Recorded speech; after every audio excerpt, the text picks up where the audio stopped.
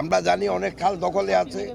আমরা এই খালগুলোকে জীবিত করার জন্য আমরা অলরেডি প্রশাসনকে বলছি যেন সীমানা নির্ধারণ করে দেয়। সীমানা নির্ধারণ করার পরে কোনো সমস্যা হবে না। আমরা নিজেরাই যারা দখল করে আছে ওদের সাথে কথা বলে সেটাকে আমরা পরিষ্কার করে নেব। সুযোগ তো নাই, আর এটা কোনো সুযোগ নাই।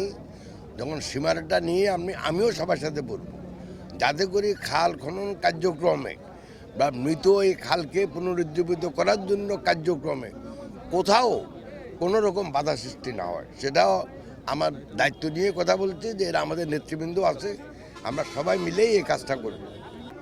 আমাদের যতগুলো খাল আছে এবং নদীও, যে কয়েকটা নদী আছে, ইমিডিয়েটলি আমি আমাদের প্রশাসনিক কর্মকর্তাদের অনুরোধ করছি তারা যেন এই খাল এবং নদীগুলোর সীমানা নির্ধারণ করে দেয়। সীমানা নির্ধারণ করে দেওয়ার পরে তখন যদি কোনোটা দখলে থাকে তাহলে কথা হবে উদ্ধার কার্য। কিন্তু আমি মনে করি উদ্ধার কার্যক্রম পরিচালনা লাগবে না। আমরা নিজেরাই আমাদের যে নেতৃবৃন্দ আছে, মুরব্বীবৃন্দ আছে ওই এলাকার, তাদের সাথে আমরা বসে আমরা সীমানা পর্যন্ত আমরা মুক্ত করে দেব।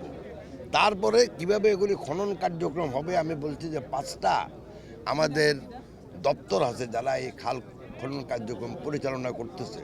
এর ভিতরে একটা আছে আমাদের বিএডিসি, যেটা, তারপরে একটা আছে আমাদের যে এলজিডি, তারপরে একটা আছে দুর্যোগ ব্যবস্থাপনা অধিদপ্তর আন্ডারে। এরকম 5টা অধিদপ্তর এই খাল খনন কার্যক্রম পরিচালনা করবে।